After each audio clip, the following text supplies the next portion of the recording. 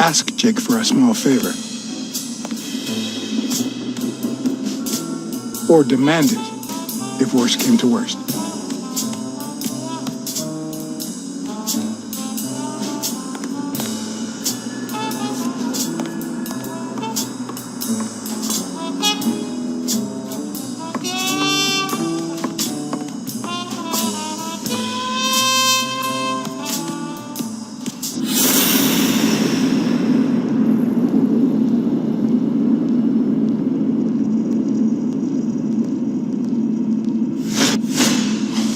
Not the smartest cookie in the jar, nor the most tactful. But do I trust him? No.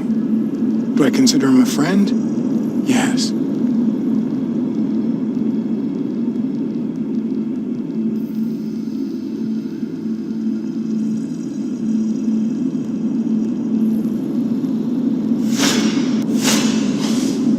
He's been training with those same shorts for who knows how long.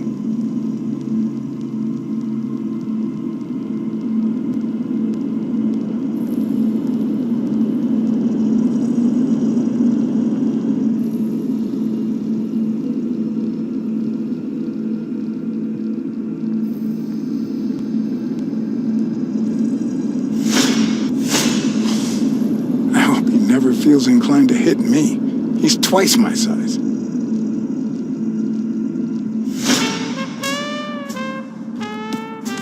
Hey, Jake. Not now, John.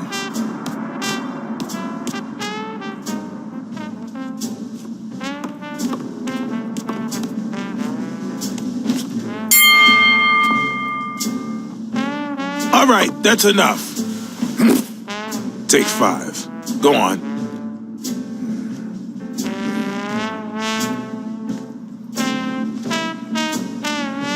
What, John? What's so important?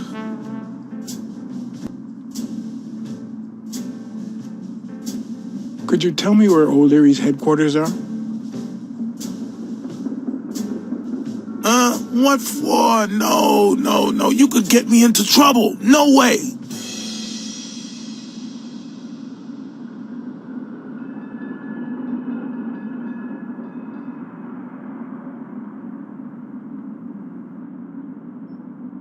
You lied to me yesterday, and being the good friend that I am, I kept your secret. You owe me. I don't think I'd keep protecting you if we weren't friends. Although, if we were friends, you wouldn't hesitate to help me. Tell me, Jake, are we friends or not? Damned cat. All right. O'Leary's hideout is in the basement of a Chinese restaurant, but I don't even know how to get in.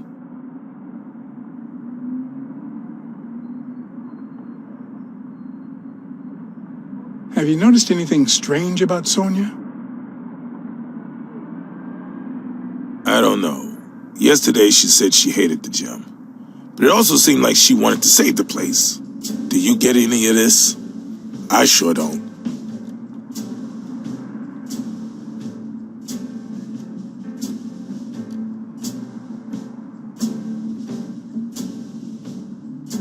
The gym is paying her way through college, and she still has a year left. I guess she doesn't have any other option.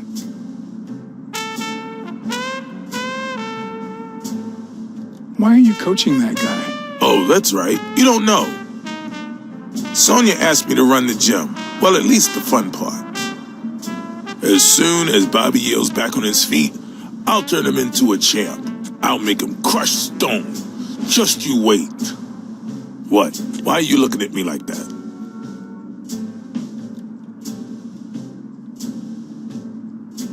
Is it the first time you coached anyone? Yeah, but you think I can't do this, don't you?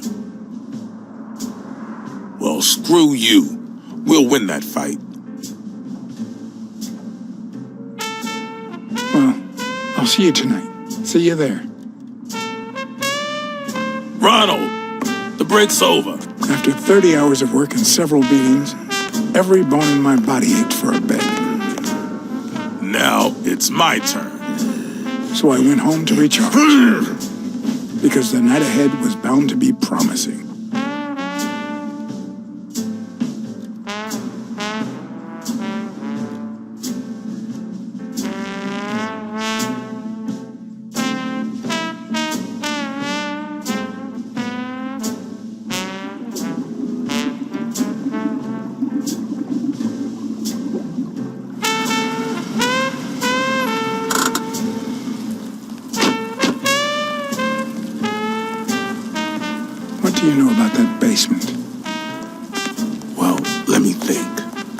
something? Come on, Jake, for Christ's sake.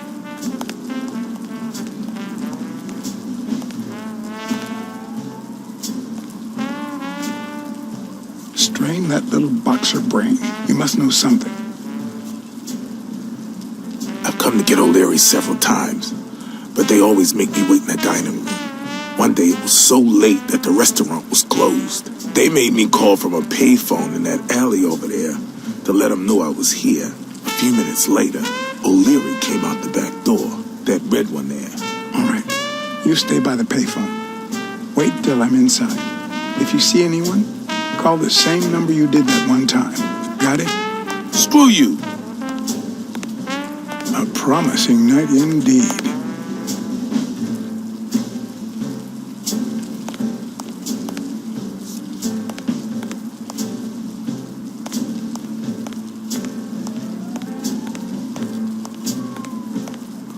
A bit too high to climb.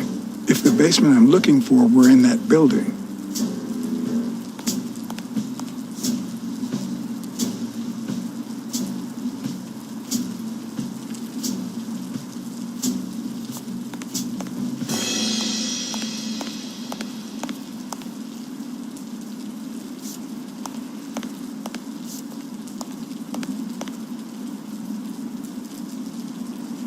No.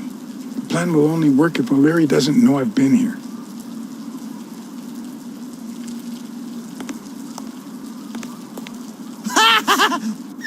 Oh, stupid duck! Stupid coyote! Maybe it leads to the Stupid basement. rabbit!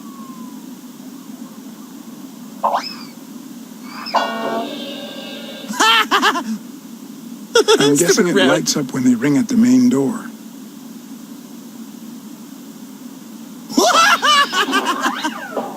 Stupid! Does he need a shotgun to deal with suppliers? Stupid rabbit! Would he even notice if I got in? Stupid pig! Something tells me he'd notice me no matter how stealthy I was.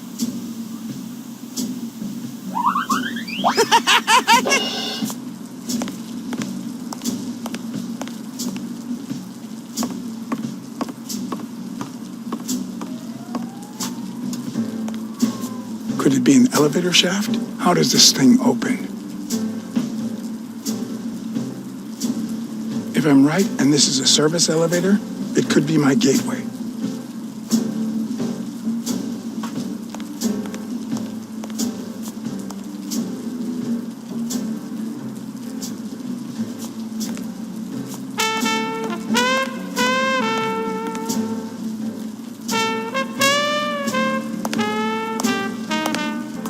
What happened? Should we run for it? Do I look like I'm in a hurry?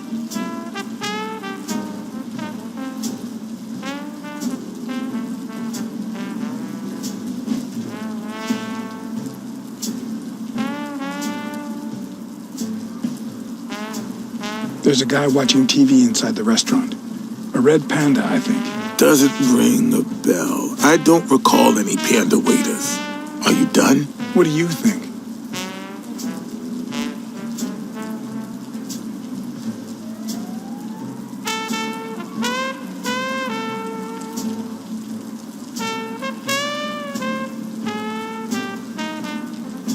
From the back door, I can see a hall that might lead to the basement. Does that sound familiar? O'Leary sometimes comes from a hallway, but who knows if it's that one? What's taking you so long? You want to switch places?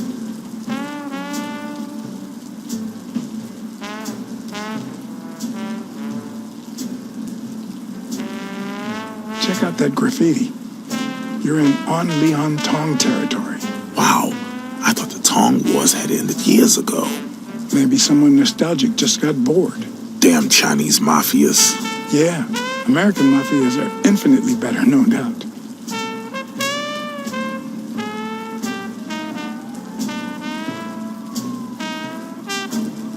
I need you to go to the front door and ring the bell. All right, is there a bar in that alley? Have you been drinking? Count to 30, ring the bell, then run for the car. Got it? Whoa, you better send a bunch of Natalias my way after this. So, now what are you gonna do? I'll open the door with my lockpicks. Once I'm in, I'm still not sure if I'll take the hall or the door on the right.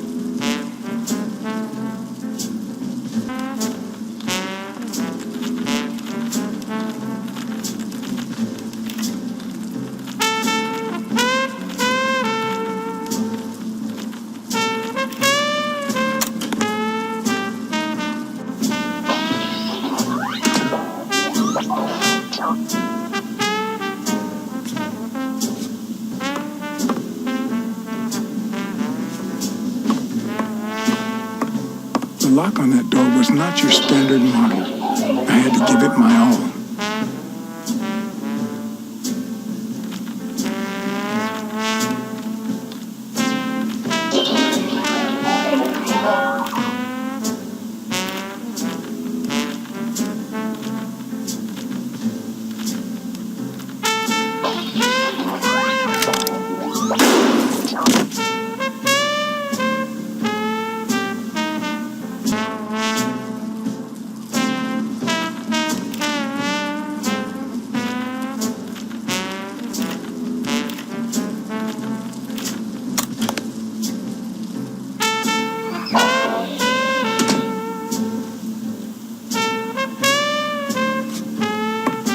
The lock on that door was not your standard model.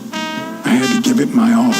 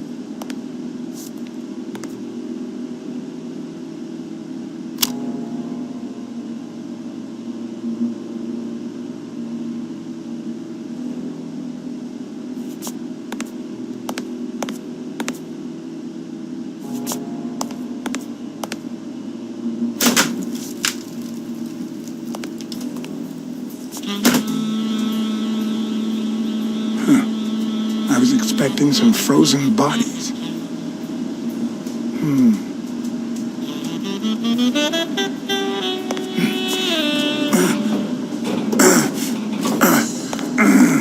It won't budge.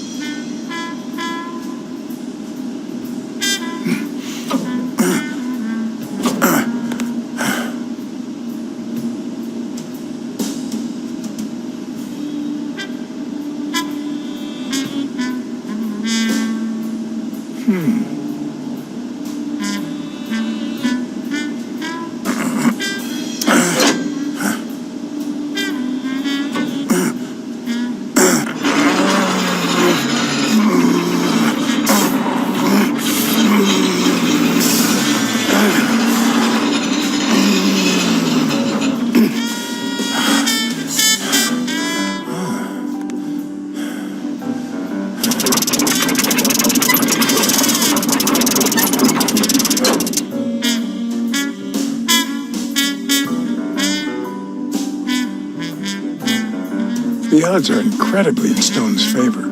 I guess that he's the reigning champion, and Bobby Yale is just a contender, but maybe word got out about his condition.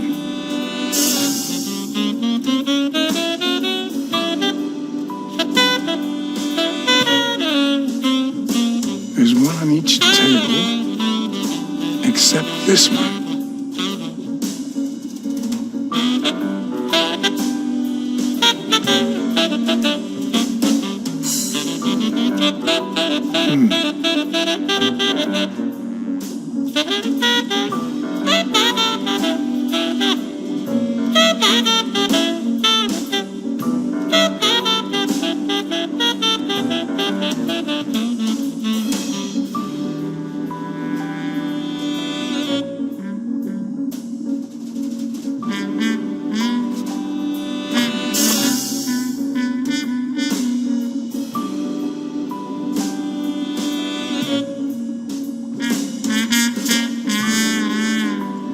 Does O'Leary have a network of pals?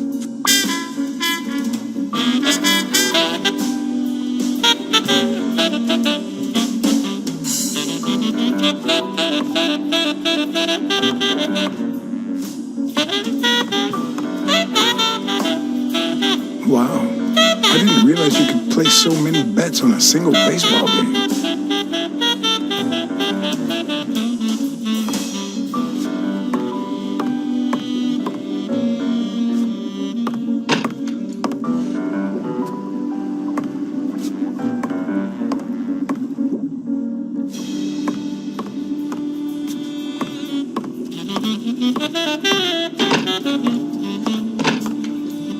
A little thingamajig that adds on its own.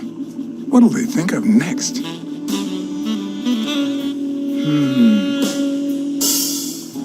It looks like a summary of all the bets that come in. Day, amount, bet, wagerer.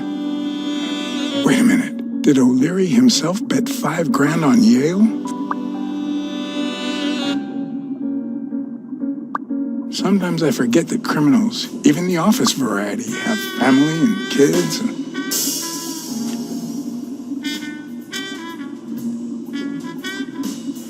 Anyway, maybe things aren't so bad on the dark side. 16 days until the fight.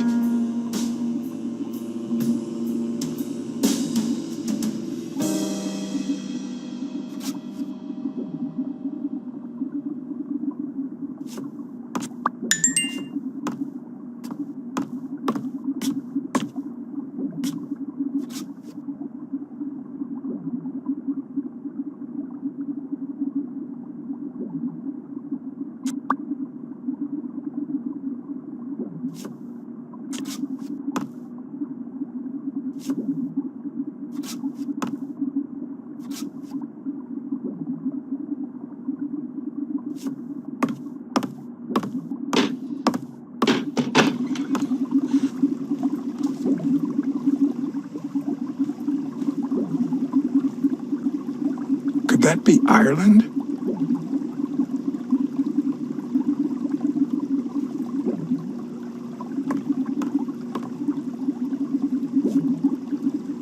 I'd say that's Ireland too.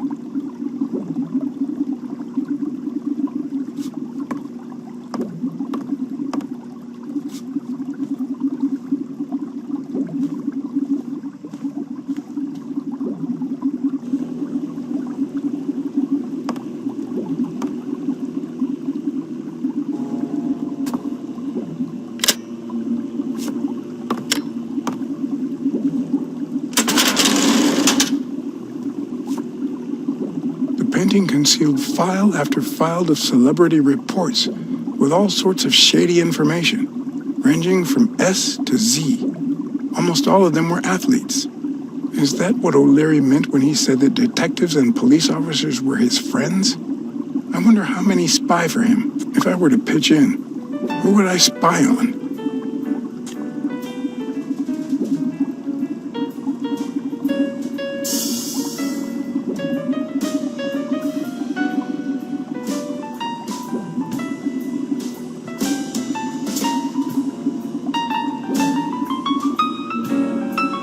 In Bobby Yale's folder, all I found was a log of his incredible stats as an aspiring champion. 20 victories, 16 by knockout. Although, at the end of the report, someone had underlined one word several times: untouchable.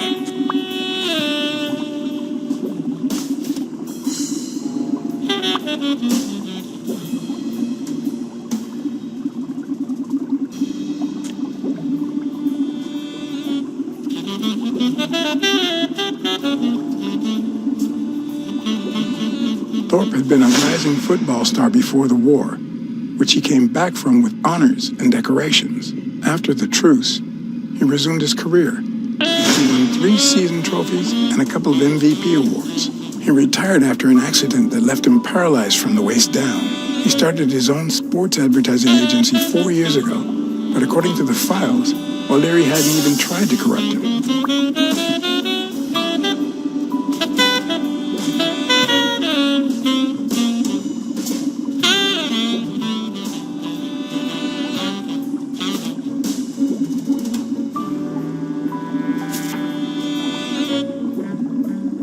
According to Stone's report, he was so clean, not to mention hard to corrupt, that O'Leary opted for a more subtle strategy. Apparently, when he broke up with the tennis player Helen Moore, he set her up with Stone. Lucky for him, they hit it off. As I put away the report, I stopped in my tracks.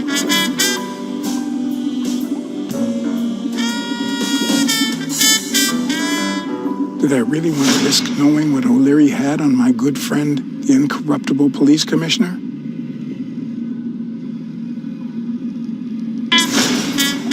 I sighed in relief. O'Leary had tried to buy Smirnoff on several occasions, but failed. Luckily, O'Leary had nothing on him, or me.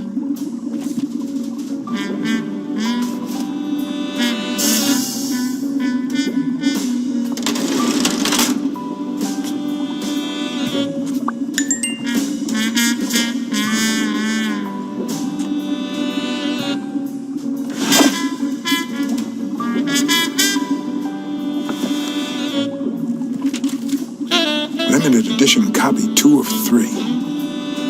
We listen, if you call it listening, to the sentimental romance. Your eyes act like the moon.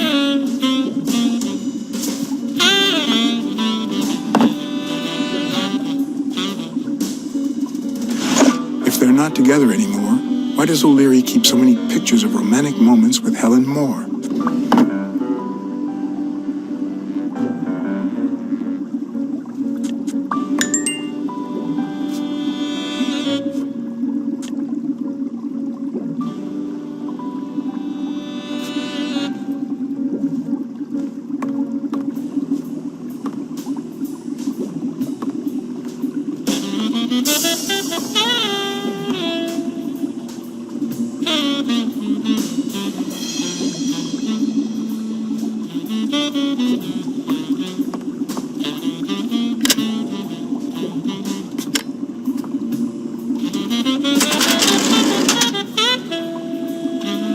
Luckily or not, files in through R included no one that I could somehow connect to the case.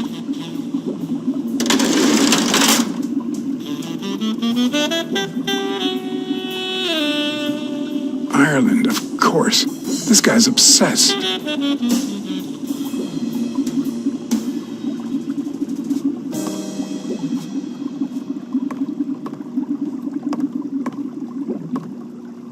I hope I never become the object of O'Leary's obsession.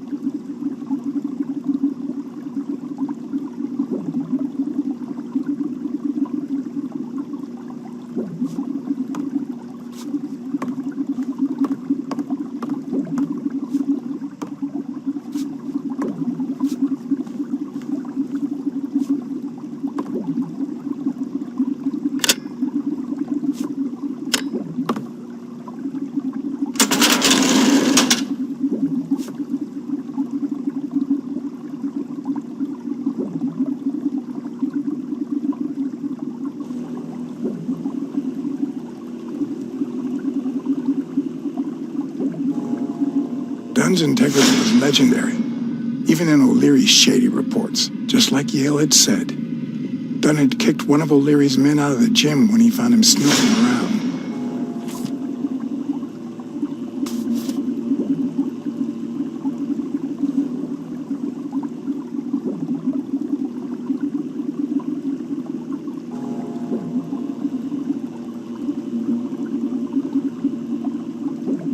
The report on Yale's father was the shortest of all, since only his name was left. Why?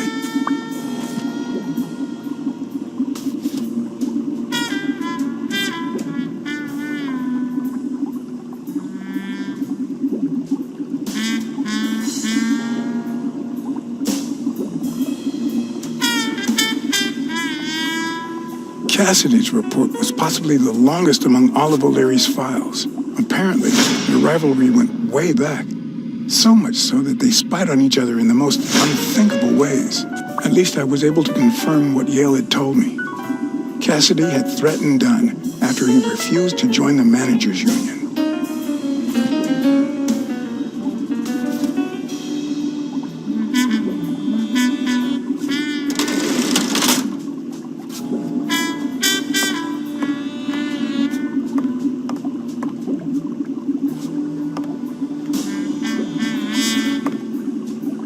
Rossler? The good news is, I don't need lockpicks to open it. The bad news, I didn't bring explosives.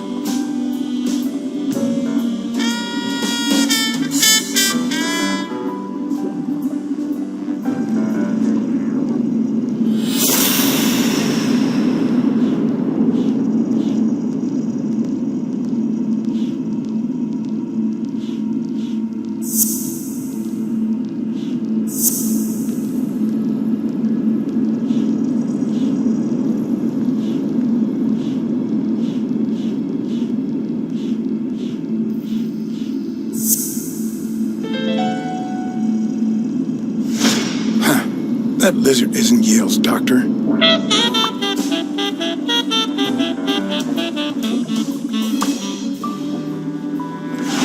Even Dunn had a gun in his office. O'Leary couldn't possibly be the exception.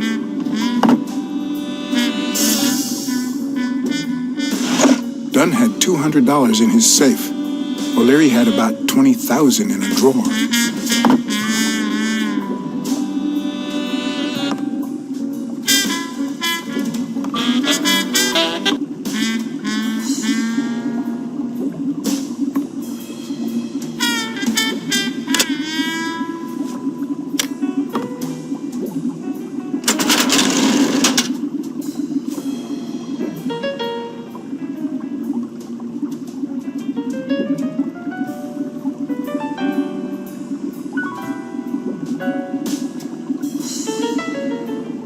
Strange as it may seem, the reports revealed that O'Leary had hired Jake as a bodyguard precisely because he was absolutely clean. Apparently, he liked to surround himself with honest people when he mingled with the high society.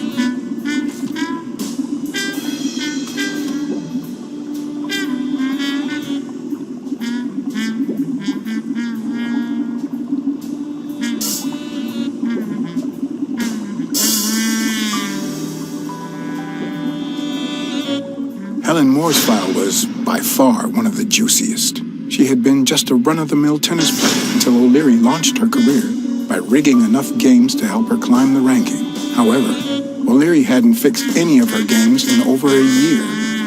In spite of that, she remained undefeated. Be as it may, it was clear that O'Leary had enough information to ruin her career.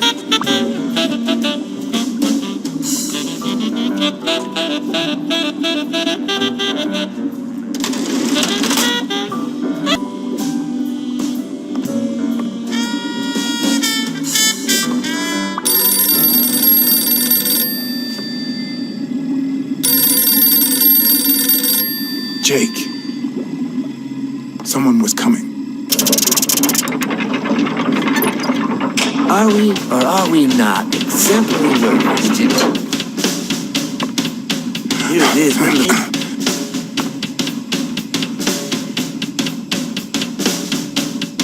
And we're working extra hours.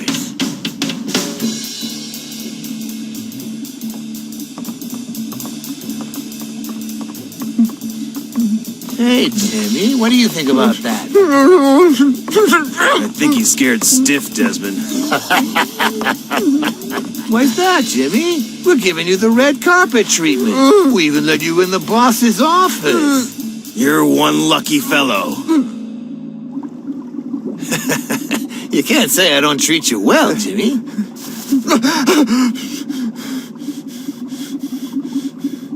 Yeah. Speak, you moron. Yeah, very well. Why are you... Shh.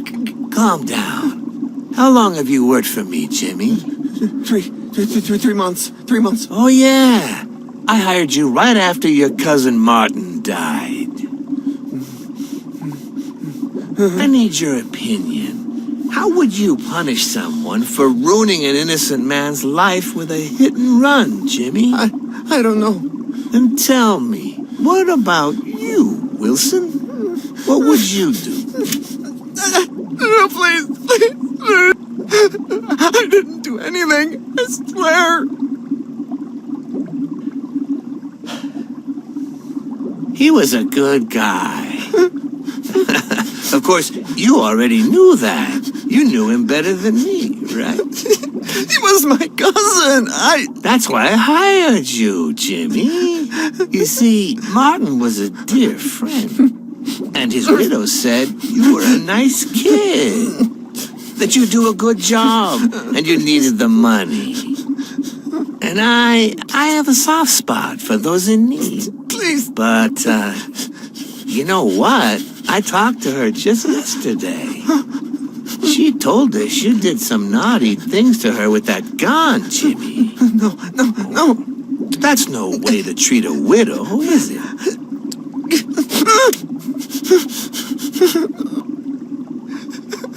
She's lying. Why would I do that?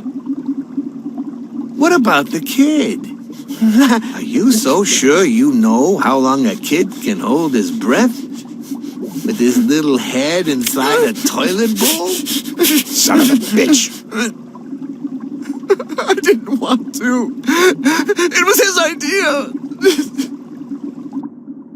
Selfishly, I was glad I hadn't risked my life to save Jimmy. Maybe not even someone like him deserves to die. But one could also argue that I didn't deserve to die for someone like him.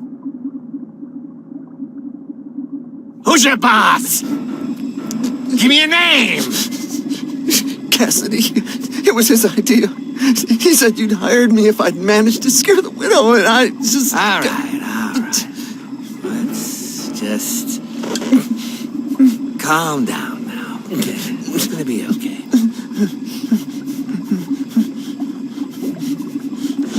There are two sacred principles that rule my life. The first principle is the love for my family. I do anything to protect them. The second principle, I never put my future in the hands of fate. I always play it nice and safe. And I would even add a third principle, or better yet, a rule. If anything threatens either of these two crucial principles, I take matters into my own hands. You see where this is going?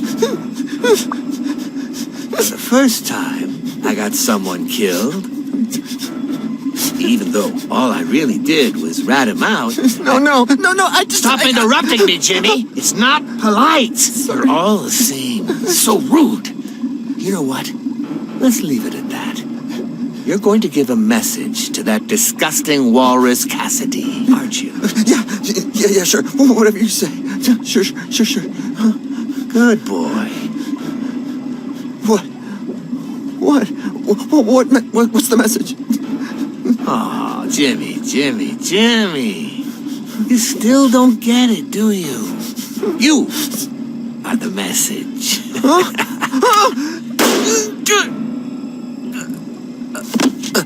Come on. Wrap him up. Make sure Cassidy gets the message for breakfast, will you? I hope he chokes on it. Got it.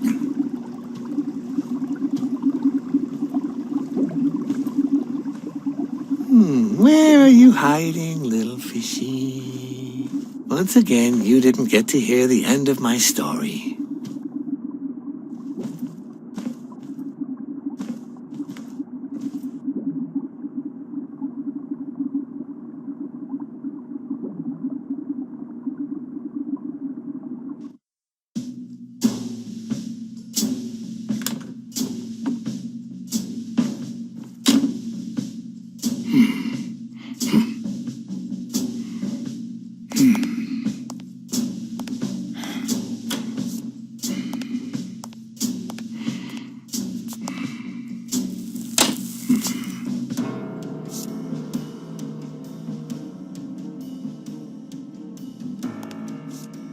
What?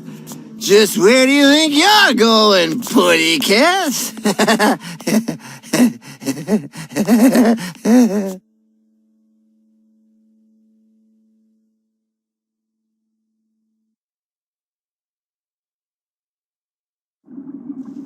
Two sacred principles rule my life. first is the love I feel for my family.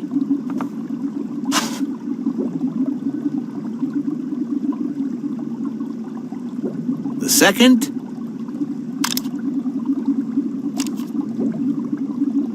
never leave destiny in the hands of fate. I always play it nice and safe. And I'd even add a third principle, or better yet, a rule. If anything threatens either of these two principles, I take matters into my own hands. The first time that someone died because of me, even though all I did was rat him out, well, that guy ended up in the Hudson River, right off Pier 27. He's got to be even wetter than that fish by now. You should have seen his face. It's interesting what comes to mind when you think you're about to die. Suddenly, all I could think about was how much I wanted a pet fish. Anyway, I was 14 years old, and I still dream about it. But as a little, you suck. By then, I was adamant about buying a fish. But first... That was that. Never again. Nowadays, whether it's me who pulls the trigger or not, I have zero regrets. What's more, I sort of enjoy it.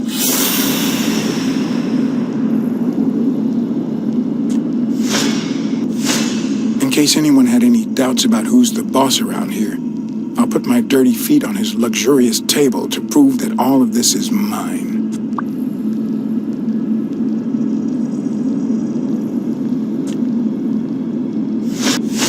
His pupils are dilated, and there's a slight grin on his face. The bastard is enjoying himself.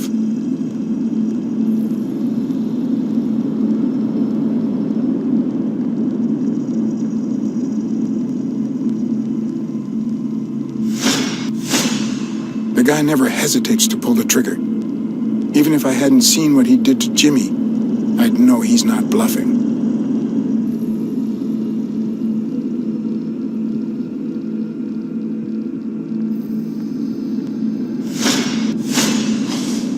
When a mob boss declares his love of family, it can only mean that A, he won't hesitate to ruin yours, and B, he's cheating on his wife. I knew I had it in me to get out of that place alive.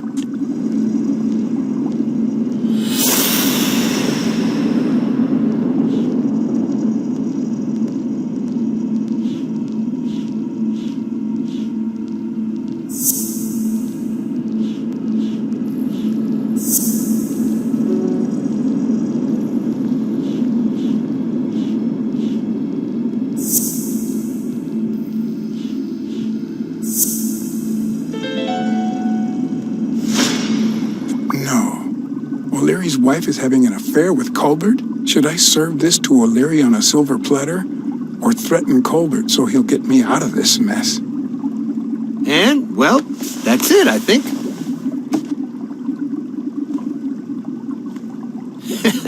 You know, Blacksad, I never made it this far. Congratulations, you're going in style.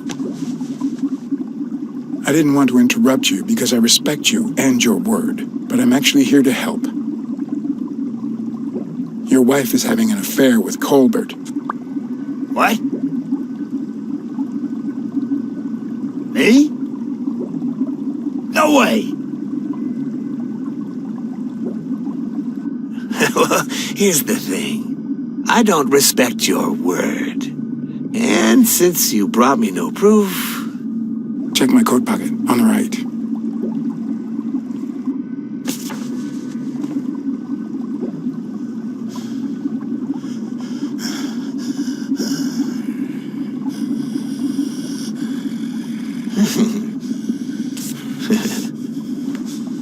Oh, Blacksad, Blacksad, Blacksad. Oops. Thank you very much. And sorry for jumping to conclusions. First, you get a random beating from my men. And here we are. When you shared what you'd found in Yale's apartment, well, it made me sort of want to trust you. But as you well know, you can't trust anyone in this world. Take it. It's only fair.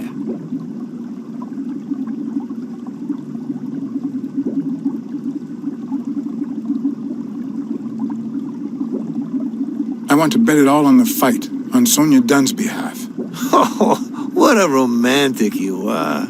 We listen, if you call it listening, to the sentimental romance.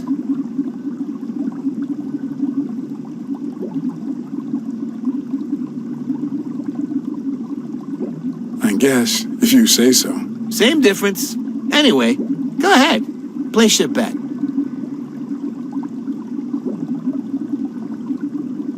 I bet it all on stone.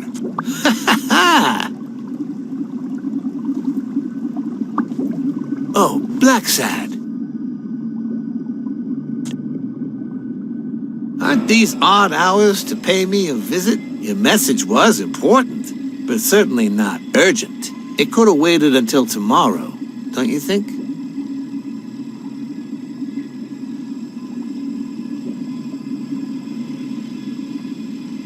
Is it that late? I'm too poor to own a watch, which is what happens to those who refuse bribes.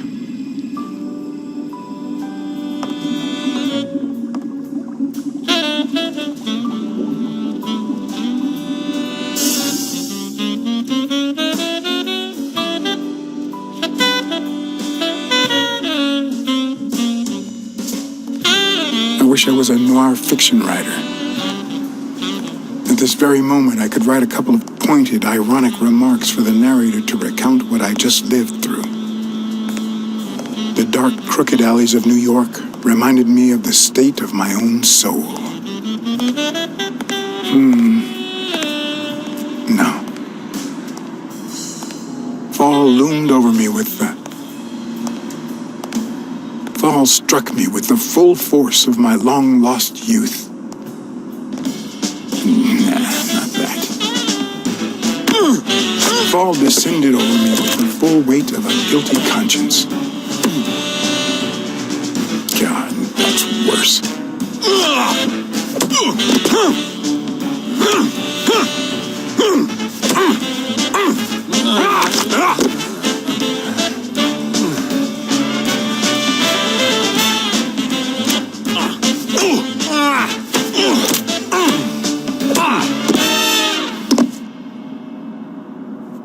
What were you thinking? He wants him alive.